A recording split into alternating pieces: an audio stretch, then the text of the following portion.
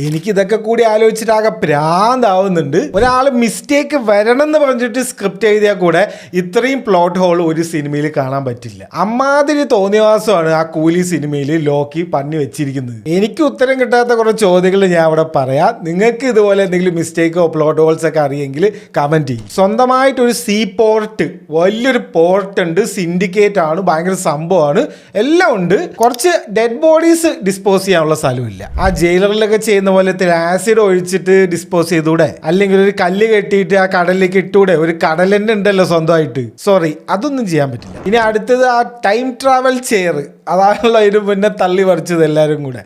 ആ ഒരു ചെയർ സത്യരാജ് തന്നെ പറയുന്നുണ്ട്, ഇത് പട്ടികൾക്കും പൂച്ചകൾക്കും വേണ്ടിയിട്ടുള്ളതാണ്, മനുഷ്യന്റെ ആ ഒരു ഇത് എത്തിയിട്ടില്ല എന്ന് പറയുന്നുണ്ട്. ഇയാളുടെ വിചാരം പട്ടികളും പൂച്ചകളൊക്കെ വന്ന് ചെയറിൽ ഇരിക്കുന്നതാണോ? പട്ടികൾക്കും പൂച്ചകൾക്കും ആണെങ്കിൽ എന്തിനാണ് ഈ ചെയർ? ഈ പ്ലാസ്റ്റിക് വേസ്റ്റ് ഡിസ്പോസൽ സിസ്റ്റോ പൊടിച്ച് കളയുന്നോ അങ്ങനെ എന്തെങ്കിലും പറഞ്ഞാൽ കൂടെ ഒരു ലോജിക് ഉണ്ടെന്നെങ്കിലും പറയാം. ഇനി സൗബിന്റെ കാര്യം എടുത്താൽ എല്ലാം പോട്ടേന്ന് വെക്കാം, അണ്ടർടേക്കർ കളിച്ചതൊക്കെ പോട്ടേന്ന് വെക്കാം. ഒരു സമയത്ത് ശ്രുതി ഹസനും സൗബിനും കൂടെ ഒരു ട്രെയിൻ ഓടിക്കുക, ഇന്ത്യൻ റെയിൽവേന്റെ ഒരു ട്രെയിൻ. കാറോ ബൈക്കൊക്കെ ആണെങ്കിൽ ശരി, എങ്ങനെയാണ് ഒരു ട്രെയിൻ ഓടിക്കുന്നത്? നിങ്ങളത് എവിടെ നിർത്തും? നിങ്ങളത് എങ്ങനെയാണ് അത് ചെയ്തത്? അതേപോലെ വലിയൊരു ചേസ് നടക്കാണ്ട് അവർ രക്ഷപ്പെടാൻ നോക്കുകയാണ്.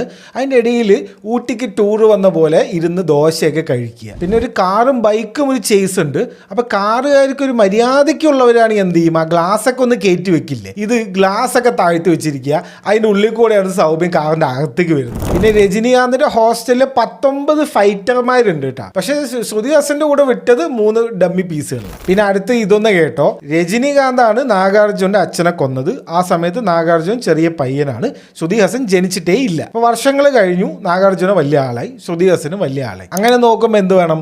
നാഗാർജുനയും ശ്രുതി ഹസനും വലിയ പ്രായത്തിൽ വ്യത്യാസമില്ലാത്ത ആൾക്കാരാവണ്ടേ? ഇതിപ്പോ നാഗാർജുനയ്ക്ക് ശ്രുതി ഹസന്റെ പ്രായത്തിൽ ഒരു മകൻ. ഇനി നമ്മുടെ അമീർ ഖാന്റെ സീനിലേക്ക് വന്നു കഴിഞ്ഞാൽ അവിടെ നോക്കുമ്പോൾ ബാബുരാജ് അവിടെ നിൽക്കുന്നു. നാഗാർജുനെ കൊല്ലാൻ നോക്കിയ ആളല്ലേ ബാബുരാജ്. പിന്നെ അയാൾ എന്തിനാ ഈ നാഗാർജുന്റെ ടീമിന്റെ കൂടെ നിൽക്കുന്നത്? അതേപോലെ രജനീകാന്ത് ഒരു കൂലിനെ തൊട്ട് കഴിഞ്ഞാൽ രജനീകാന്ത് സ്വഭാവം മാറും. പക്ഷെ അമീർ ഖാൻ വന്നിട്ട് 10-30 കൂലികളിലെ ഒരുമിച്ച് വെടിവെച്ചുമല്ല, അപ്പൊ കുഴപ്പമൊന്നുമില്ല. അതേപോലെ ഈ ഹാർട്ടൊക്കെ എടുത്ത കൂലികളിലെ മറ്റേ ചെയറിലിട്ടിട്ട് ഭസ്മമാക്കി കളയുകയും ചെയ്യുക, അതിനും കുഴപ്പമില്ല. ഹാർട്ടിന്റെ കാര്യം പറഞ്ഞപ്പോഴാണ്, നിങ്ങൾ ഇതിന് MBBS ഒന്നും പഠിക്കണ്ട, കുറച്ച് കോമൺ സെൻസ് ഉണ്ടെങ്കിൽ അറിയാലോ.